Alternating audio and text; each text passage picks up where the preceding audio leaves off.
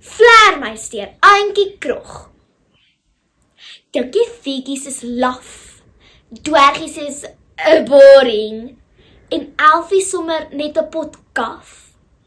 Dan's jy reg om 'n regte vleermuis te word vannag. Gaan staan onder 'n groot perskeboom en sê baie sag, vleermuis, botter en brood, maak my asseblief soos jou eie kind groot. En hups, onderste bo aan 'n tak hang jy, eers dronkerig, swaaierig, maar dan voel jy hoe raar daar infrarooi uit jou ore gly, hoe 'n klammerige ekstra vel jou arms soos vlerke aanknel. Jou duim word 'n hakkie, jou borskas haarig en grys.